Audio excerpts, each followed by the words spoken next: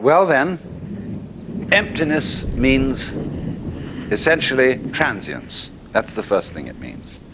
Nothing to grasp, nothing permanent, nothing to hold on to.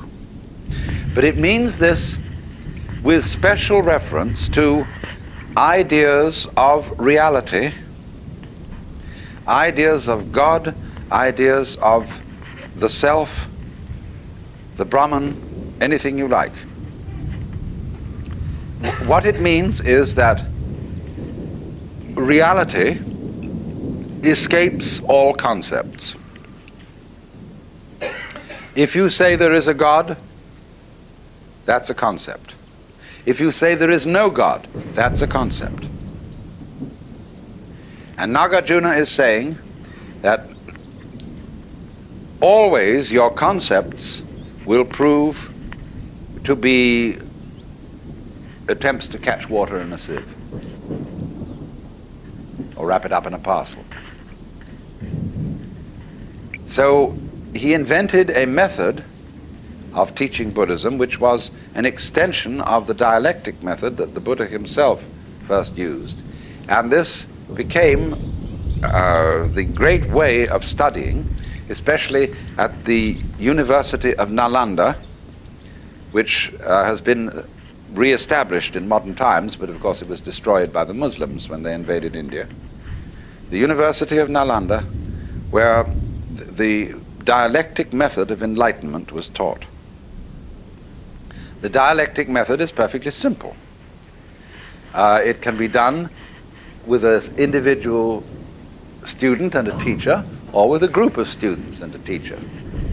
And you would be amazed how effective it is when it involves precious little more than discussion.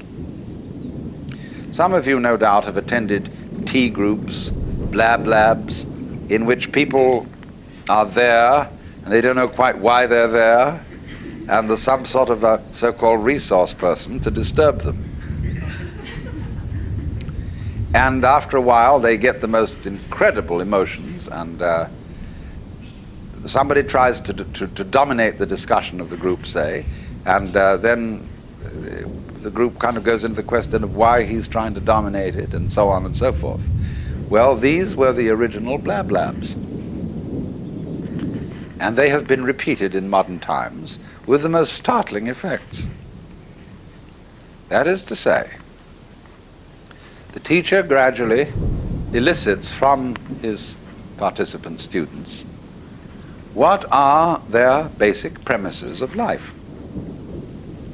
What is your metaphysic? In the sense, I'm not using metaphysic in a kind of a spiritual sense, but what are your basic assumptions? What real ideas do you operate on as to what is right and what is wrong, what is the good life and what is not? What arguments are you going to argue strongest? Where do you take your stand? The teacher soon finds this out for each individual concerned, and then he demolishes it. He absolutely takes away that person's compass. And so they start getting very frightened and say to the teacher, all right, I see now, of course I can't depend on this, but what should I depend on? And unfortunately, the teacher doesn't offer any alternative suggestions, but simply goes on to examine the question, why do you think you have to have something to depend on? Now, this is kept up over quite a period, and the only thing that keeps the students from going insane is the presence of a teacher who seems to be perfectly happy, but is not proposing any ideas. He's only demolishing them. So we get finally, not quite finally, to the void, the shunya.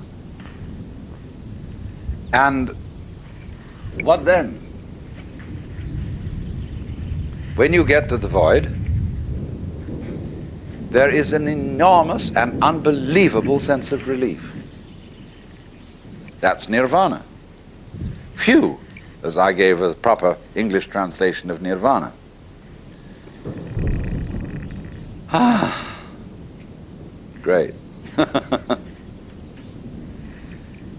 So they are liberated, and yet they can't quite say why or what it is that they found out. So they call it the void. But Nagarjuna went on to say, you mustn't cling to the void.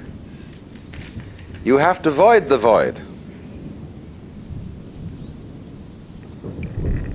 And so the void of non-void is the great state, as it were, of Nagarjuna's Buddhism. But you must remember that all that has been voided, all that has been denied, are those concepts in which one has hitherto attempted to pin down what is real. In Zen Buddhist texts they say, you cannot nail a peg into the sky.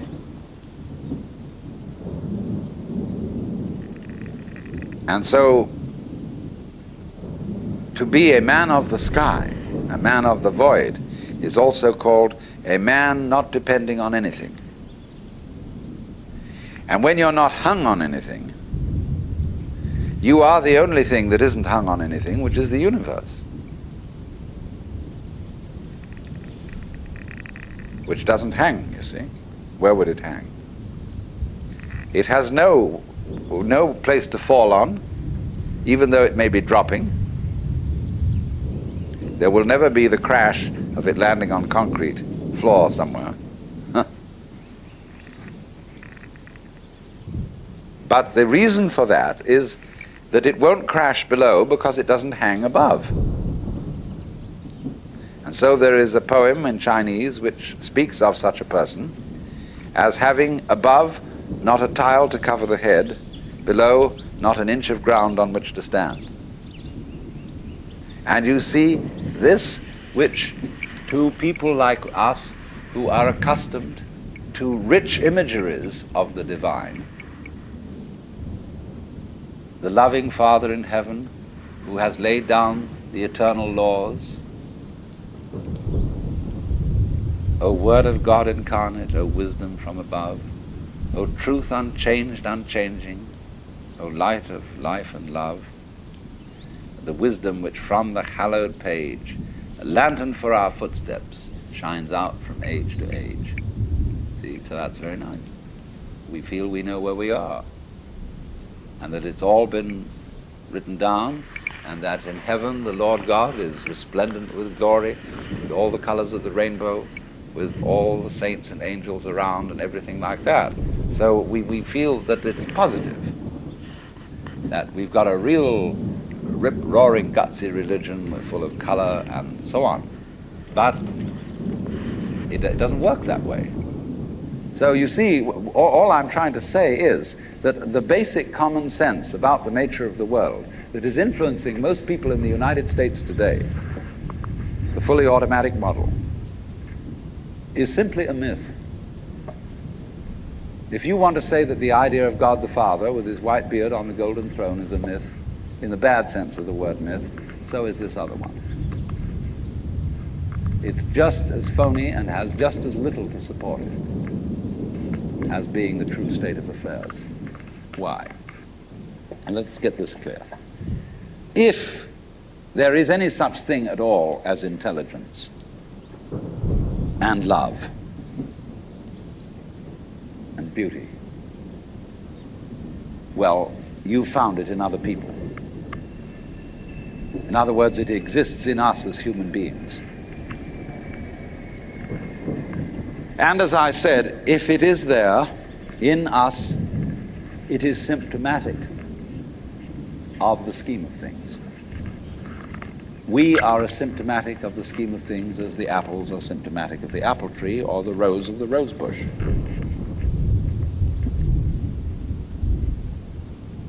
The earth is not a big rock infested with living organisms, any more than your skeleton is bones infested with cells. The earth is geological, yes, but this geological entity grows people.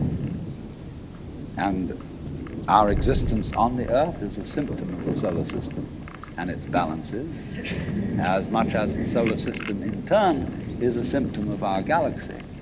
And our galaxy in its turn is a symptom of the whole company of galaxies. Goodness only knows what that's in. But you see, when as a scientist you describe the behavior of a living organism, you try to say what a person does. It's the only way in which you can describe what a person is. Describe what they do. Then you find out that in making this description, you cannot confine yourself to what happens inside the skin. In other words, you can't talk about a person walking unless you start describing the floor. Because when I walk, I don't just dangle my legs in empty space. I move in relationship to a room. And so in order to describe what I'm doing when I'm walking, I have to describe the room. I have to describe the territory. So in describing my talking at the moment, I can't describe this just as a thing in itself because I'm talking to you. And so what I'm doing at the moment is not completely described unless your being here is described also.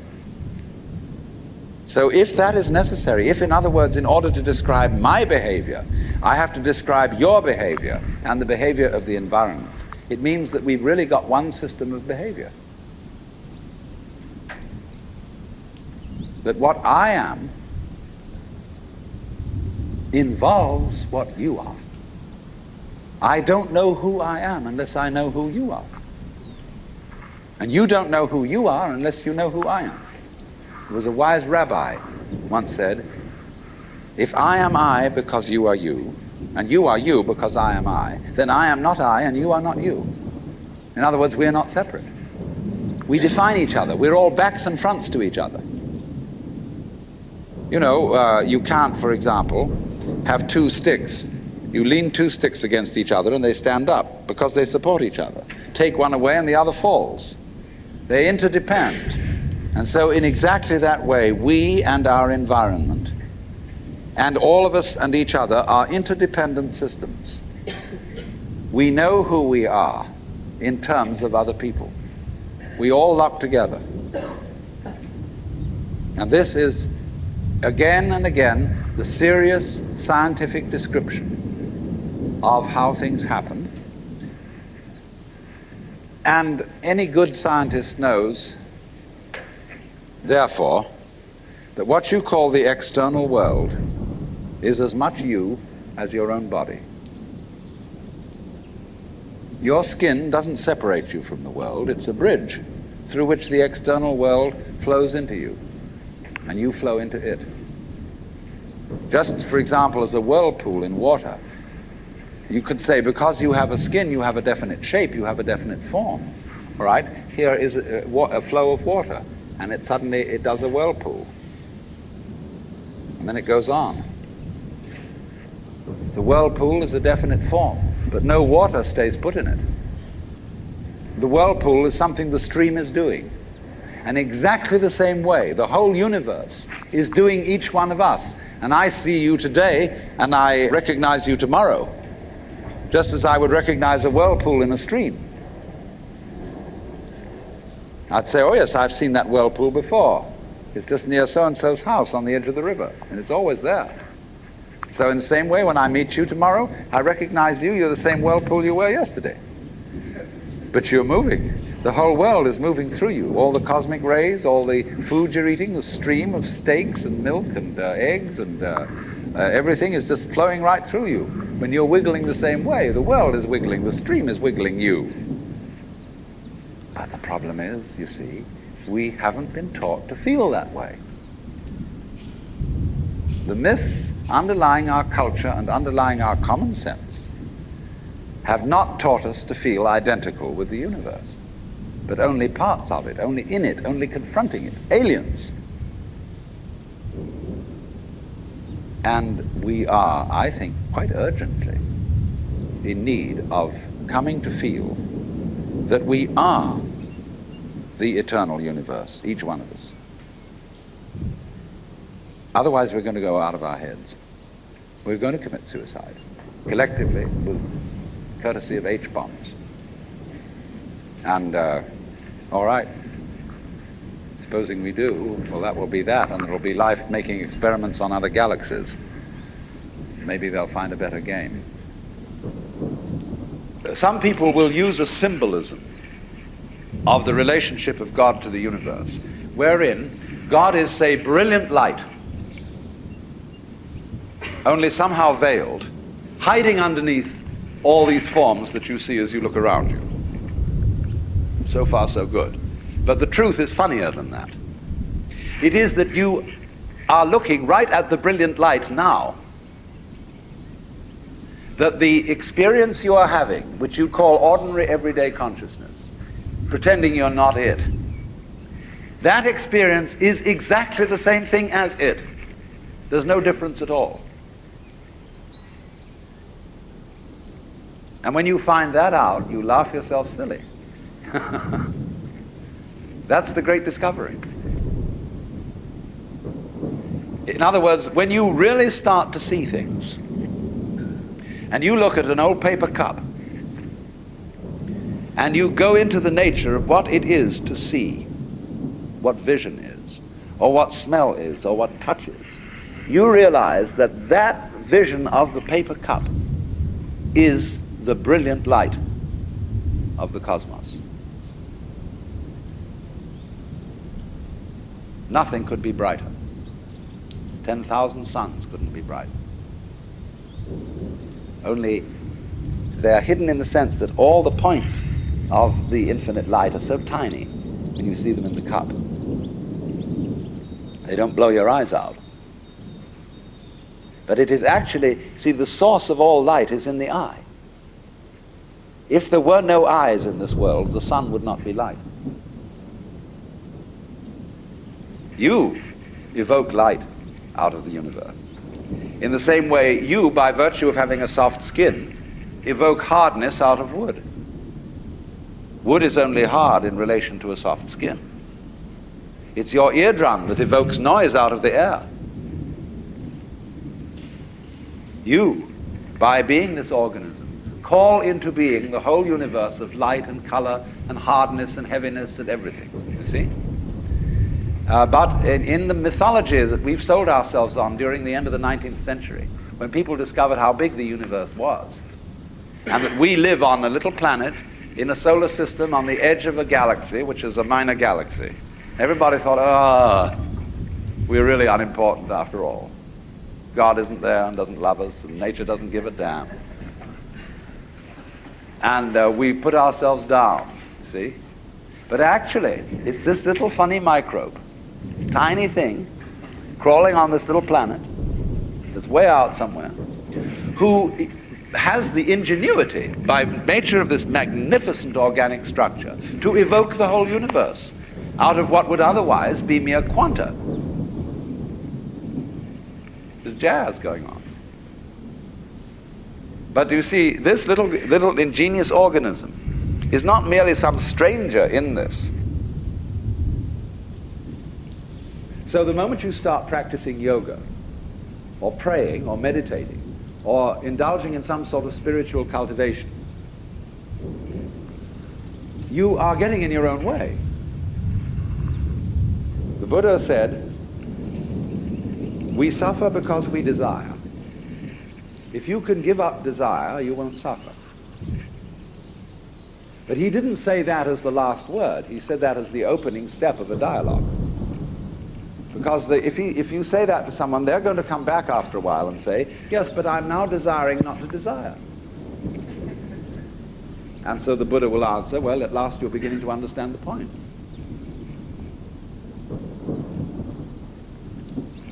Because you can't give up desire. Why would you try to do that? It's already desire. So in the same way, you say, you ought to be unselfish, or to give up your ego. Let go, relax. Why do you want to do that? Just because it's another way of beating the game, isn't it? The moment you see you hypothesize that you are different from the universe, you want to get one up on it. But if you try to get one up on the universe and you're in competition with it, it means you don't understand you are it. You think there's a real difference between self and other. But self, what you call yourself and what you call other, are mutually necessary to each other, like back and front. They're really one. But just as a magnet polarizes itself in north and south, but it's all one magnet, so experience polarizes itself as self and other, but it's all one. So if you try to make the North Pole get the mastery of it, or the South Pole get the mastery of the North Pole, you show you don't know what's going on. A guru or teacher who wants to get this across to somebody because he knows it himself, and when you know it, you know, you like others to see it too. So what he does is he gets you into being ridiculous harder and more assiduously than usual. In other words, if you are in a contest with the universe, he's going to stir up that contest until it becomes ridiculous. And so he sets you such tasks as saying, now of course, in order to be a true person, you must give up yourself. Be unselfish. So the Lord steps down out of heaven and says, first and great commandment is, thou shalt love the Lord thy God. You must love me. Well, that's a double bind. You can't love on purpose. You can't be sincere purposely. It's like trying not to think of a green elephant while taking medicine.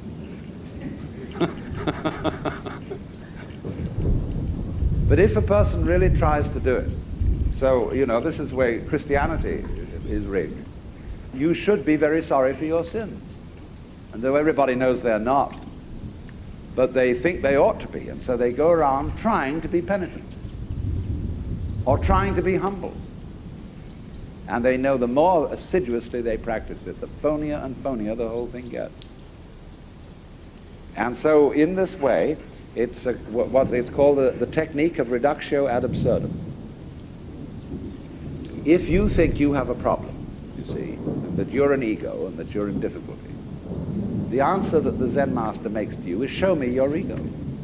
I want to see this thing that has a problem. When Bodhidharma, the legendary founder of Zen, came to China, a disciple came to him and said, I have no peace of mind. Please pacify my mind. And Bodhidharma said, bring out your mind here before me and I'll pacify it. Well, he said, when I look for it, I can't find it. So Bodhidharma said, there, it's pacified. See, because when you look for your own mind, that is to say your own particularized center of being, which is separate from everything else, you won't be able to find it. But the only way you'll know it isn't there is if you look for it hard enough to find out that it isn't there. And so everybody says, all right, know yourself. Look within. Find out who you are. Because the harder you look, you won't be able to find it. And then you'll realize that it isn't there at all. There isn't a separate you. Your mind is what there is. Everything. But the only way to find that out is to persist in the state of delusion as hard as possible. That's one way. I don't say the only way, but it is one way. And so almost all spiritual disciplines, meditations, prayers, etc., are ways of persisting in folly. Doing resolutely and consistently what you're doing already. So if a person believes that the earth is flat, you can't talk him out of that. He knows it's flat. Look out of the window and see it. Obviously it looks flat. So the only way to convince him that it isn't is to say, well, let's go and find the edge. And in order to find the edge, you've got to be very careful not to walk in circles, so you'll never find it that way. So we've got to go consistently in a straight line, due west, along the same line of latitude. And eventually, when we get back to where we started from, you've convinced the guy that the earth is round. That's the only way that'll teach him. Because people can't be talked out of illusions. But now there is another possibility, however. But this is more difficult to describe.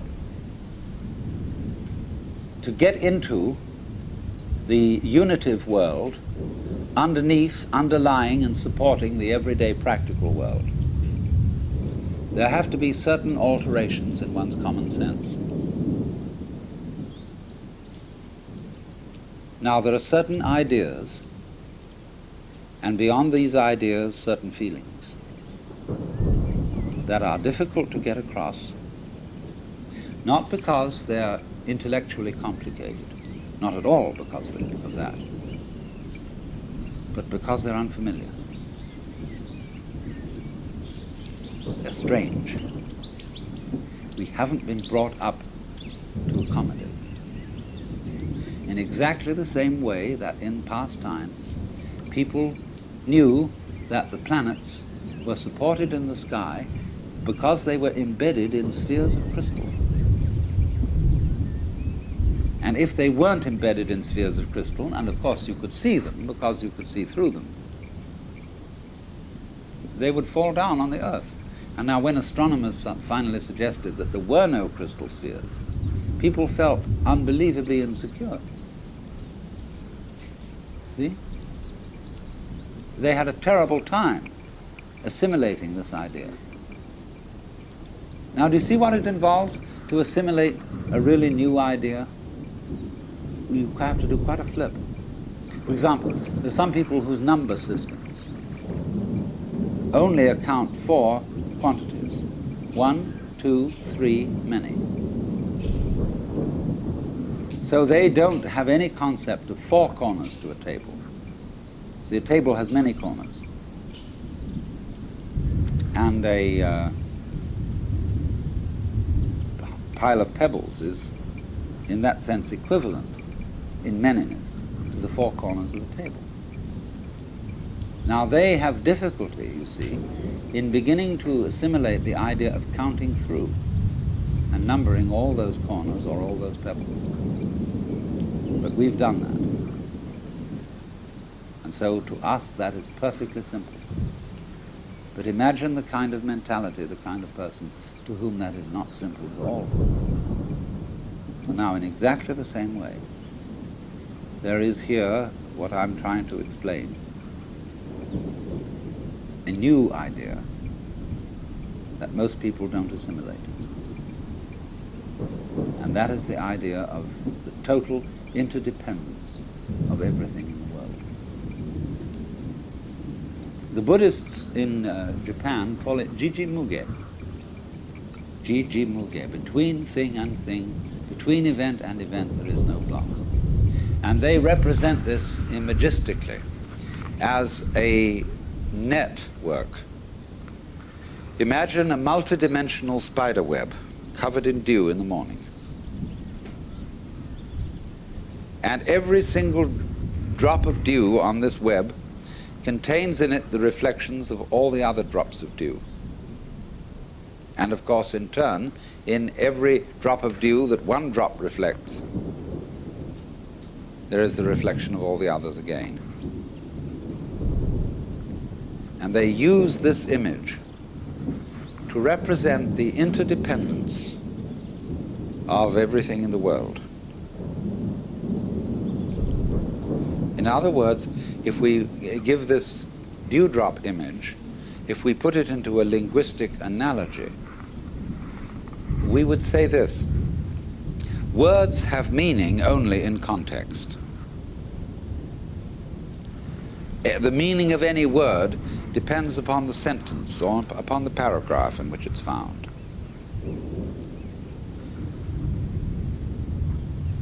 So that if I say, this tree has no bark, that's one thing. And if I say, this dog has no bark, that's another thing. So you see always that the meaning of the word is in relation to the context. Now, in exactly the same way, the meaning as well as the existence of an individual person, an organism, is in relation to the context. You are what you are. sitting here at this moment in your particular kind of clothes, and with the particular colors of your faces and your particular personalities, your family involvements, your business involvements, your neuroses and your everything. You are that precisely in relation to an extremely complex environment. So much so that if, let's take for example this piece of wood that forms a support to the beam out here. Now believe me, this is true. You can see that has little nubbles on it and so on. If it were not the way it is, you would not be the way you are. The line of connection between what is, it is, and you are is very, very complicated. Also, we could say, if a given star that we observe didn't exist, you would be different from what you are now. I don't say you wouldn't exist, but you would exist differently. But you might say the connection is very faint, is something that you don't ordinarily have to think about. It's not important. But basically it is important. Only you say, I don't have to think about it, because it's there all the time. See, for example, the floor is underneath you all the time. Some sort of floor, some sort of earth. And you really don't have to think about it. It's just always there, it's always around. If you become insensitive, you stop thinking about it.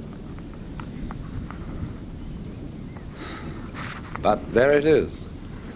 And so in the same way, our subtle interdependence with, mind you, it's not just our plain existence, it's the kind of existence we have is dependent upon all these things. Also our plain existence, but that gets way down. But the fundamental thing is existence is relationship. In other words, if my finger up here is all alone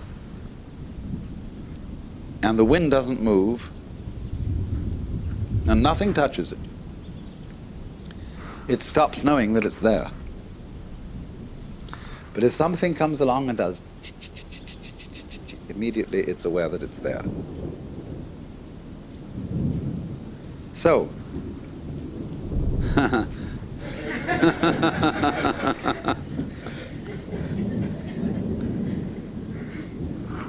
you see, it takes two. We could have so much fun, but it takes more than one. And she don't want it.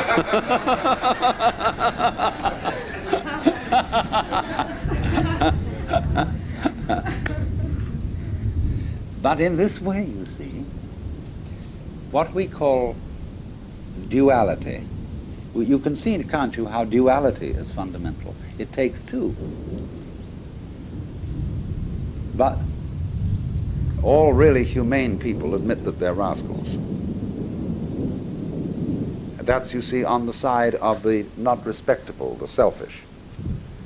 But so also, all humane people should admit that they're jokers, that they're playing games and playing tricks.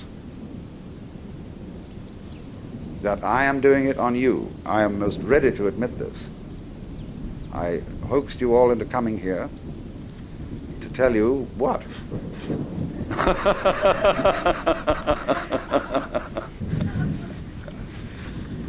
This was a trap, you see, but I'm going to make it an entertaining trap so that you won't feel so badly about it. Now, this is philosophy, but I think philosophy is like music. You go to a concert and you listen to somebody play Bach or Mozart or Beethoven. And what's all that about? You know, it isn't about anything except dee dee dee dee dee dee dee dee dee dee dee dee. You know, that's what it's about. And so, in the same way, as I conceive my work as a philosopher, I'm simply pointing out that existence is the same kind of a thing as a Bach invention. It's going this way and that way, and hills and waters going titty all out there, and the fish are going around in it and breeding, and the ducks are doing this, that, and the other. And that's the same thing as dee dee dee dee dee dee dee dee dee dee dee dee. See? So if you can admit that that's what it's all about, you have a little problem. Because there's not only the threat that it really might be serious and that you shouldn't be laughing about this, but there's also a kind of opposite. Then are you saying it's merely just fiddling around? See? I mean, you're saying it's only a game? Is that all there is to it? Well, now, what do you think? You see, this again is a question that everybody has to think things through. What did you want? Didn't you want a game? Did you want it to be serious in the end? What, I mean, think about the question. What kind of a thing would you like God to be? What would you like to do for eternity? Really? Here is Jan van Eyck, who paints the eschatological picture of the Last Judgment. What a strange man he must have been. For here is heaven above and hell below. And in heaven, here's God the Father, God the Son, God the Holy Ghost, all there together, and the Virgin Mary and the apostles, and they're all sitting in committee. And they have an aisle, you know, just like in church, and there they are facing each other, and they're all sitting there very solemnly. Now, I don't know what it's about. But below, right at the end of the aisle, you see, where all these apostles are sitting, is St. Michael. A rather gorgeous figure in beautiful armor with wings. And underneath him is a bat-winged skull. And beneath those bat wings, though, all horror is let loose. Michael is about to slush that skull, see, with his sword. But below, ooh, there are nude bodies, some of them pretty comely. And they're all squirming in there, and they're being eaten by worms. And they're eating the worms. And there's a kind of a mush. It's like the sort of situation you find when you turn up a big rock, and there's all that going on underneath. Now, there's no question whatever that Van Eyck, the painter, had more fun painting that part of the picture than he did painting the top part. So in the same way with Hieronymus Bosch and with Bruegel, they painted every kind of weird, surrealistic deviltry going on, and they really loved it, but they couldn't admit it. Now, the only time when the holy people had a ball was when, for example, the Islamic artists made arabesques, and the Celtic artists made fantastically intricate lattices to decorate the margins of their Gospels and missals. They are unbelievably beautiful, or take stained glass or something like that. But what are they doing? What's it all about? So, well, you ask the question, then what will you do in heaven? And the thing you want to do, of course, is to get mixed up in this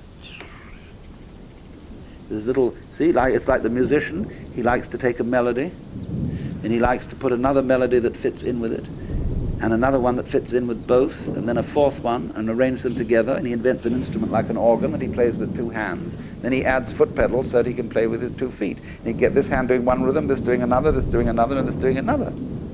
See, that makes it complicated. And so when drummers get together and play, somebody starts out with a certain rhythm, and then that rhythm has holes in it. In other words, it has certain silences, and the next drummer fills those silences in an interesting way. He counts and picks out a pattern.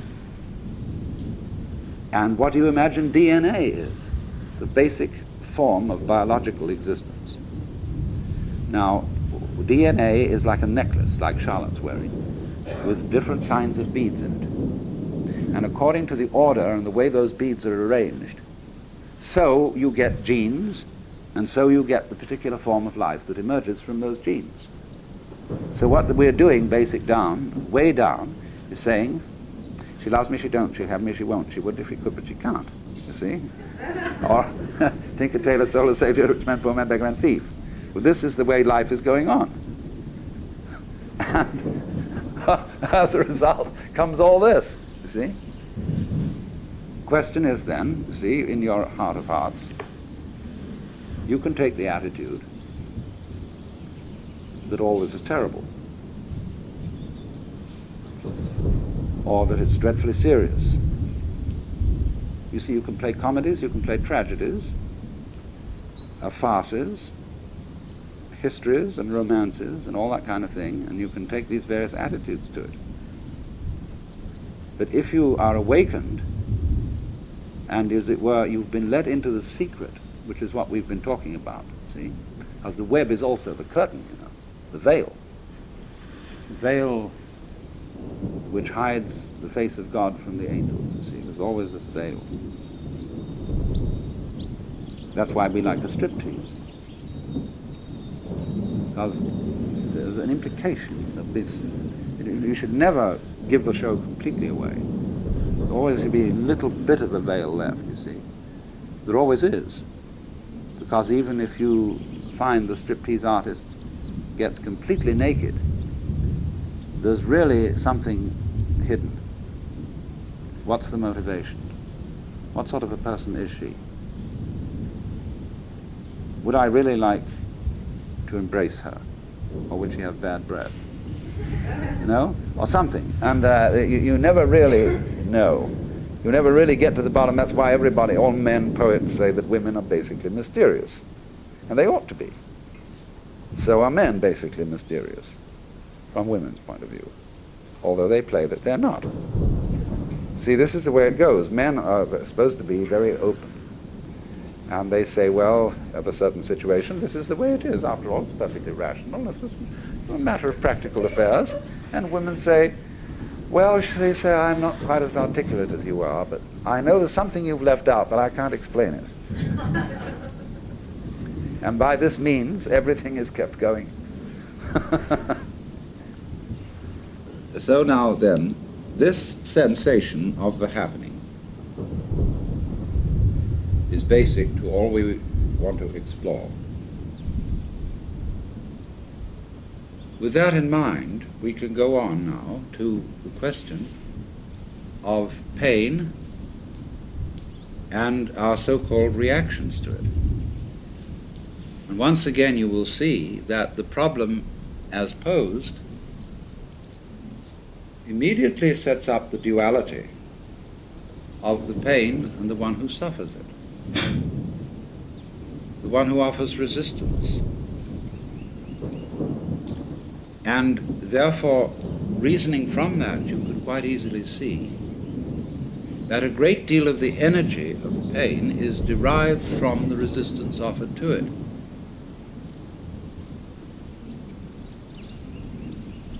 And that resistance takes very many forms, not only of attempts to get away from a pain which is present. Let's suppose you try to run away from a migraine headache. As you carry it with you, you can't get away from it, and it seems to be absolutely in the middle of everything that you are. So that however much you thresh and resist, the pain goes with the threshing. Other forms of pain are problematic to a large extent because of our prior anxiety about them, and because of the valuations that we put on them. And we may as well start from that point. And what we very largely dislike about people in pain is the noise they make. When I challenged R.H. Blythe and said, "You're a vegetarian, but don't you realize that plants have feeling?" He said, "Yes, I do, but they don't scream so loudly." And so, say in a hospital or any place like that, it is taboo to scream, because you must understand that hospitals and any institution of that kind is run for the convenience of the staff. All institutions are. And so everything is done in such a way as to interiorize, localize pain. Of course, in a way that makes it worse.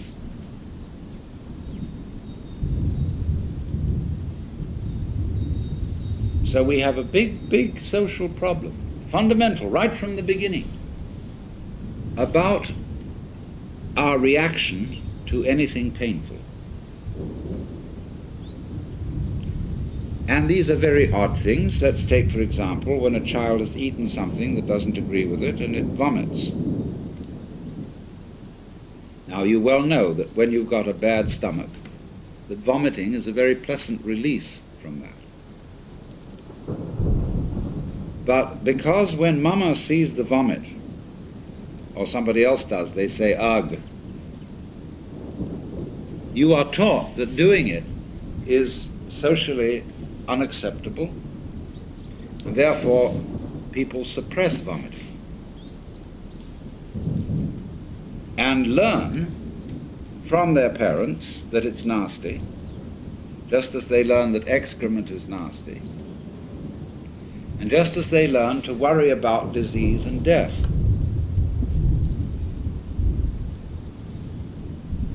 Now, I want to get down to the simplest possible nitty-gritty of what we've been talking about in a very easy way. To ask ourselves the question, quite fundamentally, what's all the trouble about? In other words, what is your state of mind when you contemplate the possibility of everything becoming nothing? All right, so the universe is a transitory system, like a bubble, like smoke, like foam on the water. And so, how easy? Just go along with it, dissolve. So, what's the problem? Why don't we want to give up? What do we think we're going to get by holding on and by resisting the dissolution? Now, I'm not saying at the moment that, as I'm a sort of preacher, advocating giving up. What I'm interested in for you to feel is what do you really feel like inside at the prospect of there being nothing, of this whole thing being a bubble that dissolves. You see, about death, the reality of approaching death, people are apt to feel chilly, cold, lonely, scared because it's an unknown. The most frightening thing about death is there might be something beyond it, and you don't know what it is. You remember facing the world as a child, or at any time, the world is full of threats, mostly from other people. And there are monsters. There are all sorts of things which scare you, but beyond every monster is death. Dissolution is the end of it all. And by and large, the art of government is to fill that void beyond death with threats of a rather unspecified nature, so that we can rule people by saying, if you don't do as I tell you, I'll kill you, or you'll kill yourself. And so long as we can be scared of that, and so long as we can be made to think of death as a bad thing, we can be ruled. And that is why no government likes mystics. Because if we define the mystic as the person who is no longer scared of death, because the mystic is, in the simplest possible language, the person who understands that you have to have nothing to have something. So you can't fundamentally scare the mystic with death. Because, say, well, what end can it all come to? What's all the trouble about? The most it can come to is nothing. I mean, there may be some troubles on the way of resisting this, basically resisting it. I mean, as you might say, the very cells in your body resist their dissolution. And so in this resistance, there's an experience called pain, which we've been discussing. But beyond pain is annihilation. Or so it seems, anyway. What will it be like to go to sleep and never wake up? Nobody can think about it. But what is that state when you're teased out of thought? See, get with it. Going to sleep and never waking up. This is not, as you would fantasize it, a state of being in the dark forever. It is not like being buried alive, because then there's an experience of darkness. Now, I remember a little while ago having at one of my seminars a girl who was born blind. And I had the most interesting discussion with her, because she doesn't know what darkness is. The word is absolutely meaningless to her, because she's never seen light. Now, so, when you really think about nothingness, it becomes like what I've often referred to, is how your head looks to your eyes. And behind the eyes, you don't see darkness, do you, right now? You're not aware of a contrast of light here and black there. Behind the visual field, this way, you can't see darkness. There is simply nothing conceivable at all. Neither darkness nor light. See? All right, so, might one venture to say almost that area of blankness we call death is what lies behind the eyes. In other words, it is what we can't think about that's what's watching. In other words, the farthest we can go in thinking about nothing, you see, we get to the root of the matter. Let me put this in another way. The world is form. Now, you cannot look for the origin of form in form, because what you would get then would be a universe where you couldn't make out any form at all because there was so much of it. It would be like writing a letter on top of a newspaper and then putting a picture over that and then doing something else until there wasn't a single square millimeter of paper left, of blank paper. Nobody could read anything.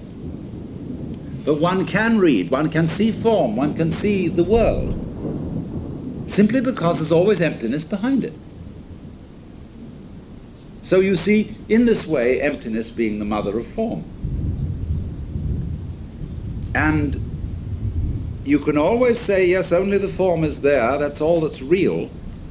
But that is only saying it's all that is figure. What about background? It always has to be there. In this morning's talk, I was going into some of the fundamental features of Zen.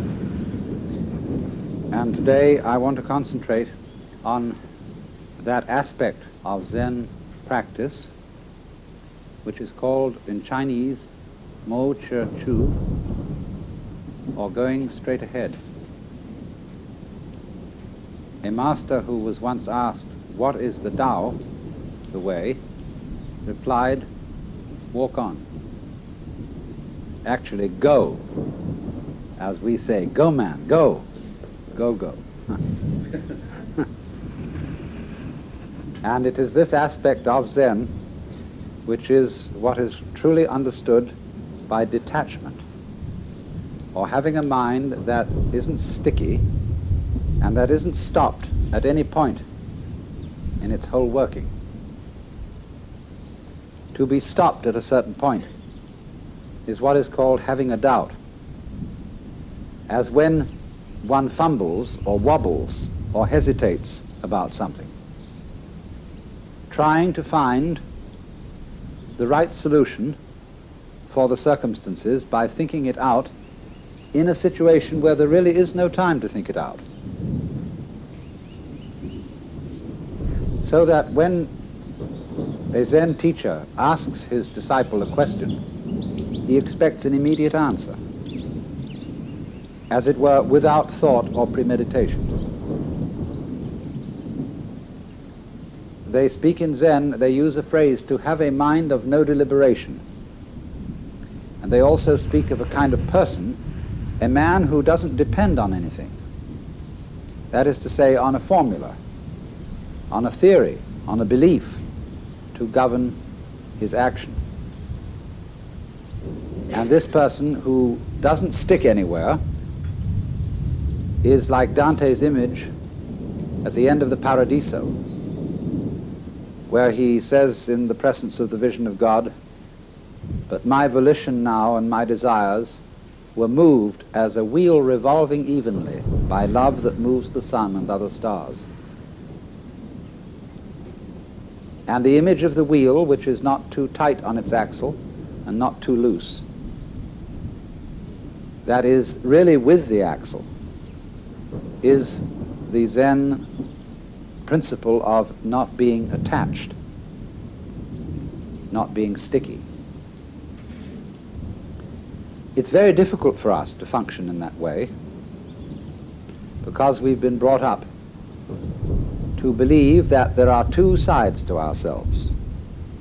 One, the animal side, and the other, the human and civilized side. And these are expressed in what Freud calls the pleasure principle, which he classifies with the animal side, with the id, and the other, the reality principle, which he puts on the side of society and the superego. And man is so split that he is in a constant fight between these two. Theosophists sometimes speak of our having two selves, the higher self, which is spiritual, and the lower self, which is merely psychic, the ego. And therefore the problem of life is to make the one self, the higher one, take charge of the lower, as a rider takes charge of a horse. But the problem that constantly arises is, how do you know that what you think is your higher self isn't really your lower self in disguise? When a thief is robbing a house and the police enter on the ground floor, the thief goes up to the second floor, and when the police follow up the stairs, he goes higher and higher until at last he gets out to the rooftop. And in the same way, when one really feels oneself to be the lower self, that is to say, to be a separate ego, and then the moralists come along, they are of course the police, and say, "You ought not to be selfish," then the ego dissembles and tries to pretend that he's a good person after all. And therefore one of the ways of doing this is for the ego to say, "I believe I have a higher self." And I would say, "Why do you believe that? Do you know the higher self?" "No, if I knew it, I would behave differently. But I'm trying to get there." "Well, why are you trying to get there?" "Well, then the police wouldn't come around. Then the moralists wouldn't preach at me. Then I could feel that I was doing my duty, behaving as a proper member of society." But all this is a great phony front. If you don't know that there is a higher self, and you believe that there is one, on whose authority do you believe this? You say, "Oh, such and such a teacher, Buddha, Jesus, Shankara, the Upanishads, said that we have a higher self, and I believe it." Catholics sometimes say they believe their religion because they're told to. and they have to be obedient. The Catechism starts out, the Baltimore Catechism, it starts out, we are bound to believe that there is but one God, the Father Almighty, creator of heaven and earth, etc. And they make jokes about the Protestants and say, they don't have real authority in Protestant church because everybody interprets the Bible according to his own opinion. But we have an authoritative interpretation of the Bible. But this always screens out the fact that it is fundamentally a matter of your own opinion that you accept the authority of the church to interpret the Bible. You cannot escape in all matters of belief from opinion. In other words, it must become clear to you that you yourself create all the authorities you accept. And if you create them in order to dissimulate, in order to pretend that your motivations and your character are different, that you would like them to be different, this is the same old principle of the separate self trying to improve itself so that it will live longer or survive in the spiritual world or attain the riches and the progress of enlightenment. And the whole thing is phony. So there comes the time, you see, when the student can go in front of the master and not give a damn, because he's seen the point. There wasn't a problem. He made up the problem himself. He came and projected it on this master who knew how to handle that kind of person by making him much more stupid than he was before, until he sees the essential stupidity of the human situation where we are playing a game of one-upmanship on other people and on the universe. How to get the better of life? Well, what makes you think you're separate from life so that you can get the better of it? How can you beat the game? What game? Or who will beat it? This illusion of beating the game, of finding the thing out, of catching it by the tail, is therefore dissipated by the technique of the koan. It's called, working on a koan is like a mosquito biting an iron bull. It's the nature of the mosquito to bite. It's the nature of an iron bull to be unbitten. Or they say it's like swallowing a ball of molten lead. You can't swallow it down. You can't cough it up. You can't get rid of this thing. That's the great doubt, you see. But this is an exaggerated form of what everybody is ordinarily trying to do, to beat the game. So at that moment, the student has heard the sound of one hand, or discovered who he was before father and mother conceived him, or what no means. So the teacher says, good. Now, you have found the frontier gate to Zen. You put your foot in at the door, and you're across the threshold. But there's a long way to go. And now you have found this priceless thing out, you must redouble your efforts. So he gives him another koan. Now the student may be able to answer that one instantly, because it's simply a test koan. See, there are 5 classes of koans. The first class is what you call the Hinayana koans, and the other 4 are the Mahayana koans. Hinayana is to reach nirvana. Mahayana is to come back and bring nirvana into the world as a bodhisattva. So once you get the great void, you see, there's nothing to catch on to. You are the universe. It doesn't matter whether you live or die. That's nirvana. All clinging to life, everything like that. You see then that it's hopeless, and you give it up, because not because you you think you ought to give it up, because you know there is no way of catching it. There's nothing to catch hold of. There's no safety in the cosmos. So you just have to give up. Then, the next class of koans are such things as asking for miracles.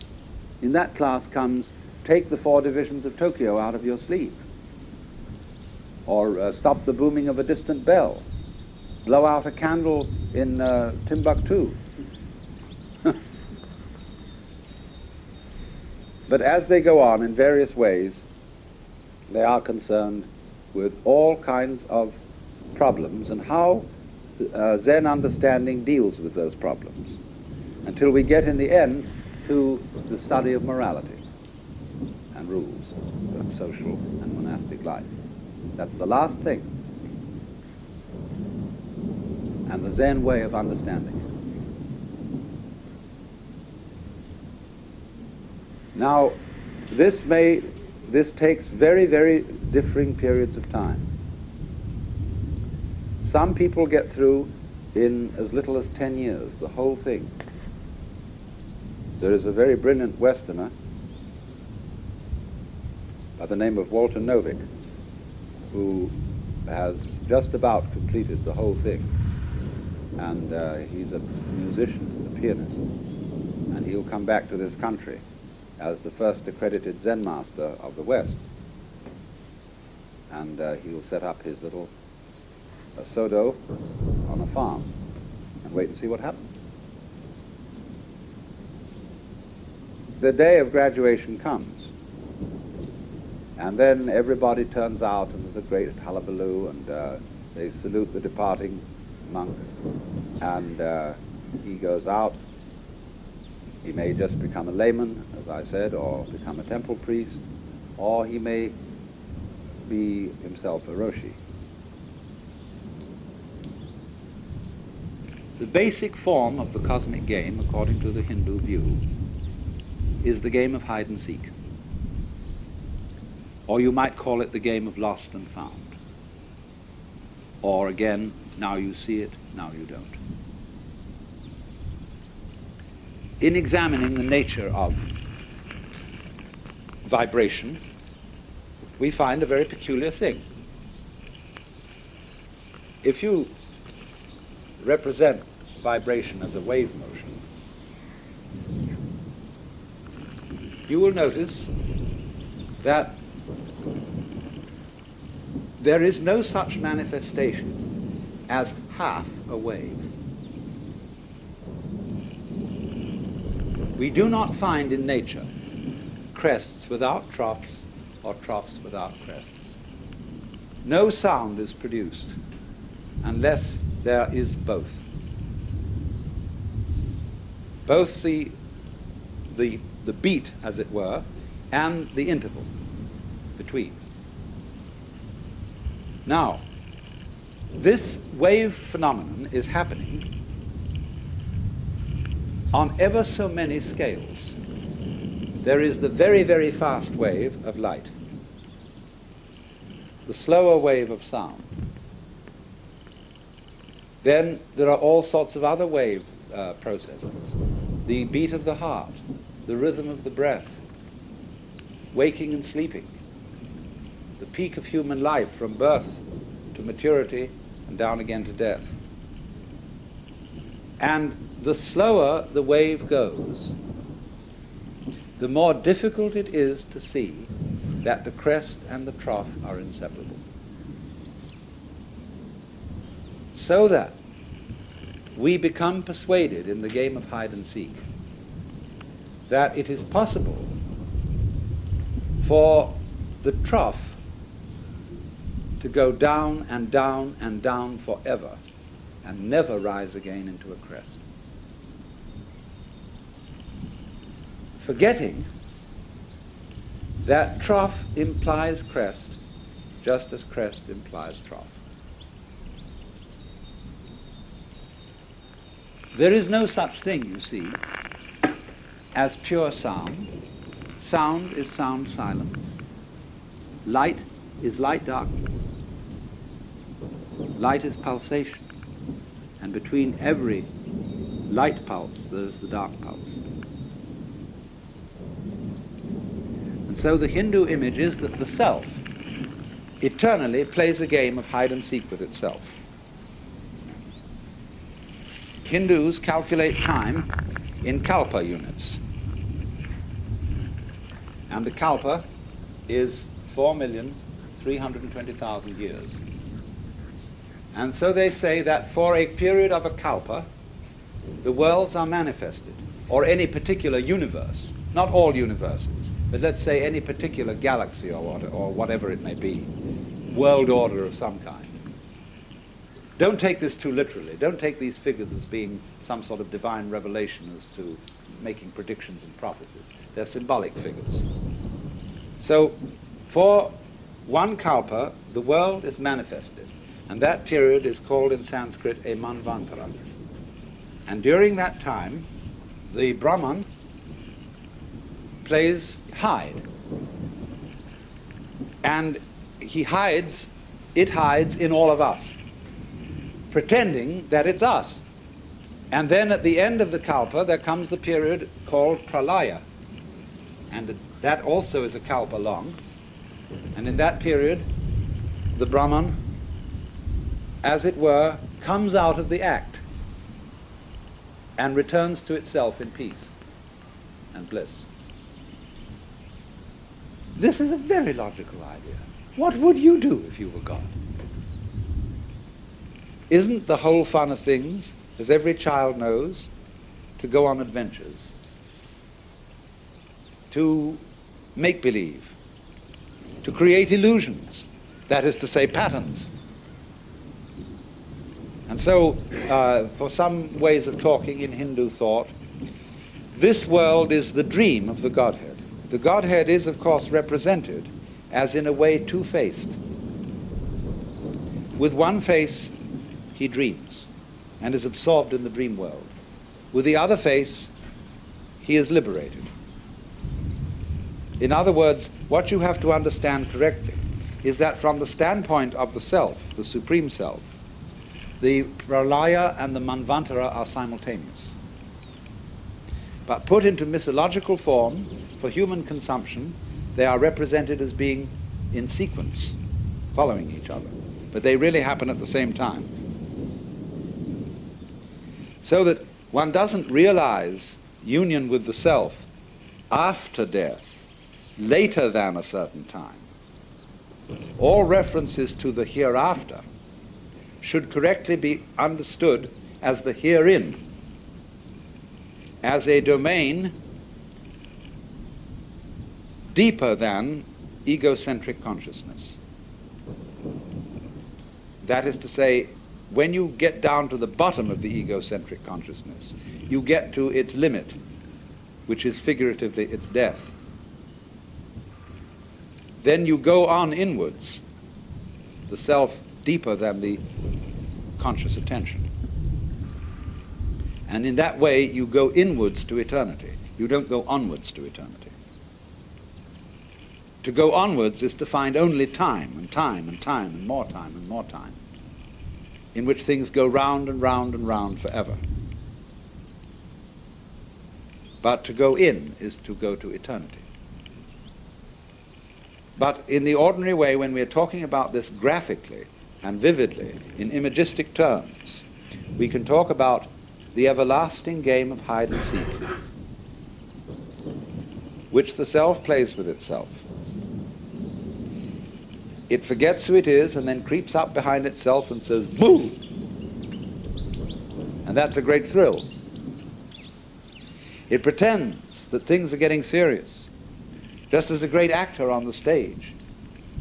Although the audience know that what they're seeing is only a play, the skill of the actor is to take the audience in and to have them all sitting in anxiety on the edges of their seats, or to be weeping or laughing, or utterly involved in what they really know is only a play.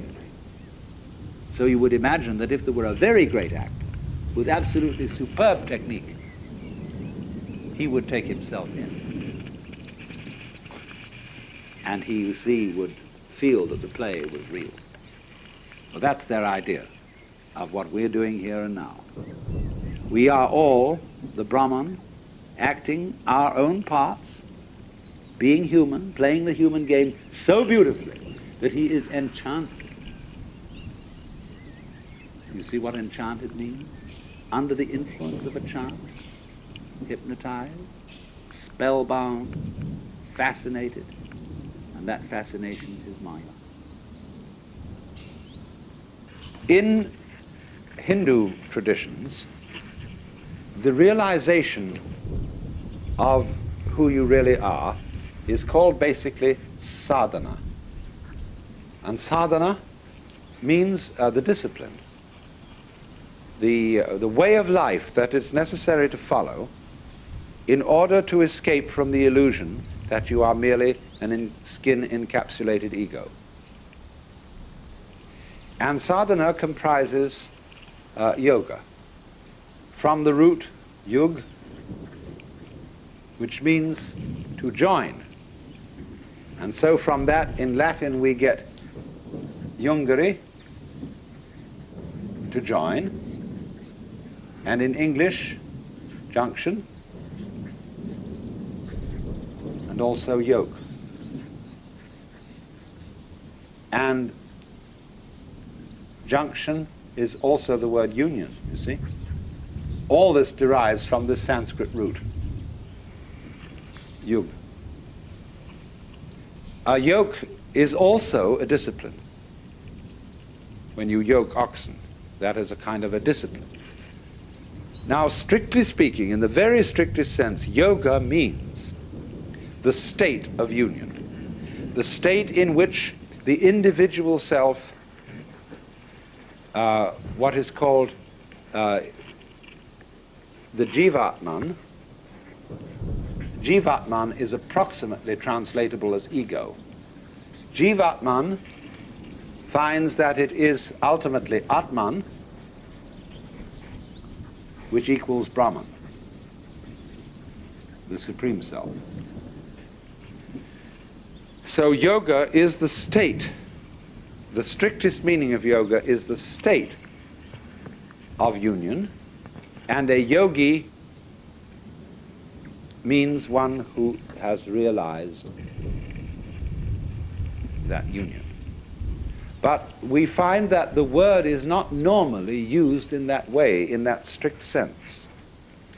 Yoga, in the normal way of use, means the practice of meditation whereby one comes into the state of union, and the yogi means one who is a traveler, a seeker, who is on the way to that point. But again, strictly speaking, there is no method to arrive at the place where you are. And no amount of searching will uncover the self, because all searching implies the absence of the self, the big self, the self with a capital S. So that to seek it is to thrust it away, and to practice a discipline to attain it is to postpone realizing. There is a famous Zen story told of a monk who was sitting in meditation, and the master came along and said, "What are you doing?" He said, "I'm meditating to become a Buddha." Whereupon the master picked up a brick that was lying nearby and started polishing it, rubbing it. And the monk said, "What are you doing?" He said, "I'm rubbing this brick to make it a mirror." He said, "By no amount of rubbing could you ever make a brick into a mirror." The master replied, "By no amount of zazen could you become a Buddha." Zazen means sitting meditation. They react very badly to this story in modern-day Japan. Anyway, what is important, you see, quite radically here, we come then to the final parts of the Eightfold Path. There are two concluding steps, which are called, well, I explained the word samadhi, but I'll write it here again, smriti Samyak Smriti and Samyak Samadhi. Smriti means recollection, memory, present-mindedness. Seems rather funny that the same word can mean recollection or memory and present-mindedness. But Smriti is exactly what that wonderful old rascal Gurdjieff meant by self-awareness or self-remembering. Smriti is to have a complete presence of mind. So there is a wonderful meditation called the House That Jack Built meditation, at least that's what I call it, that the southern Buddhists practice. He walks and he says to himself, there is a lifting of the foot. There is a lifting of the foot. Next thing he says, there is a perception of the lifting of the foot. And then next he says, there is a tendency towards the perception of the feeling of the lifting of the foot. Then finally he says, there is a consciousness of the tendency of the perception of the feeling of the lifting of the foot. And so, with everything that he does, he knows that he does it. He is self-aware.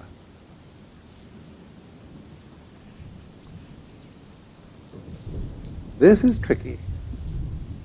Of course, it's not easy to do.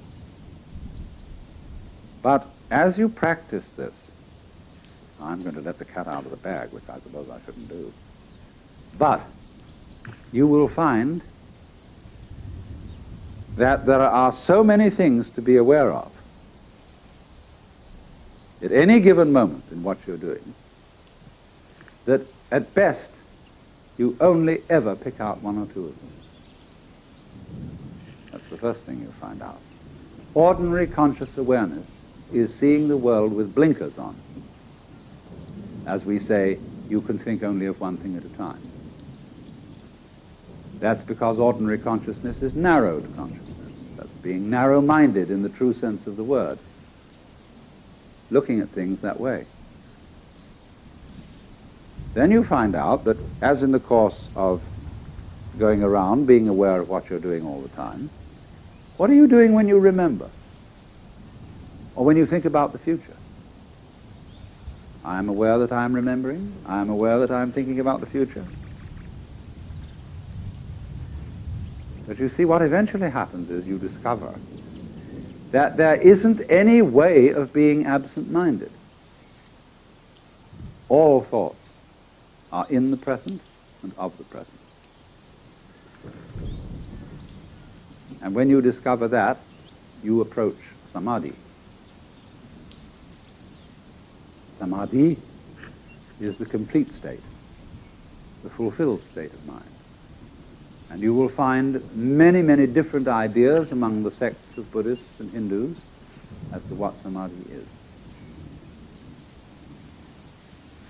Some people call it a trance. Some people call it a state of consciousness without anything in it, knowing with no object of knowledge. Some people say that it is the unification of the knower and the known. All these are varying opinions. I had a friend who was a Zen master, and he used to talk about samadhi, and he said a very fine example of samadhi is a fine horse rider. When you watch a good cowboy, he is one being with the horse.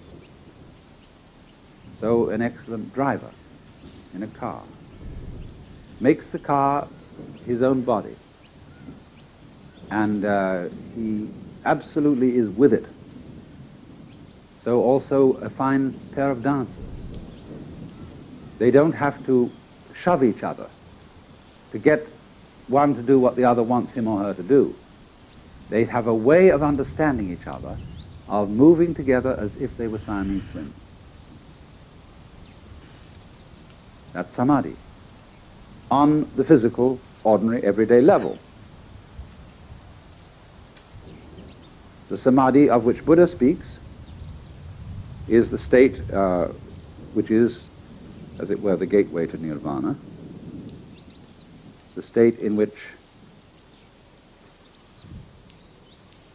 the illusion of the ego as a separate thing disintegrates. Now, when we get to that point in Buddhism, Buddhists do a funny thing, which is going to occupy our attention for a good deal of this seminar. They don't fall down and worship. They don't really have any name for what it is that is, really and basically. The idea of anatman, of non-self, is applied in Buddhism not only to the individual ego, but also to the notion that there is a self of the universe, a kind of impersonal or personal God. And so it is generally supposed that Buddhism is atheistic. It's true, depending on what you mean by atheism.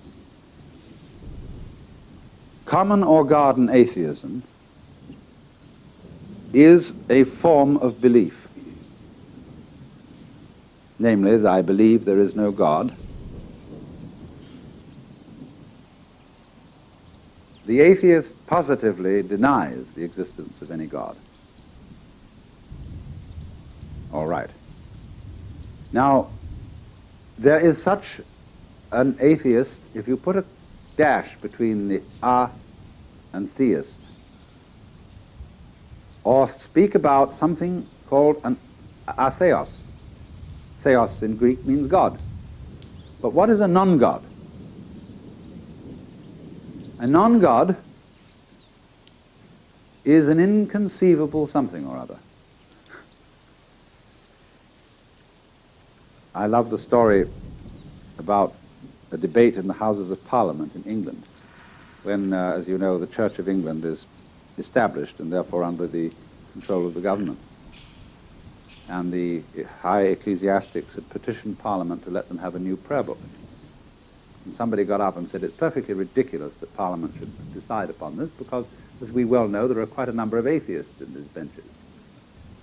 And somebody got up and he said, oh, I don't think there are really any atheists here. We all believe in some sort of a something somewhere.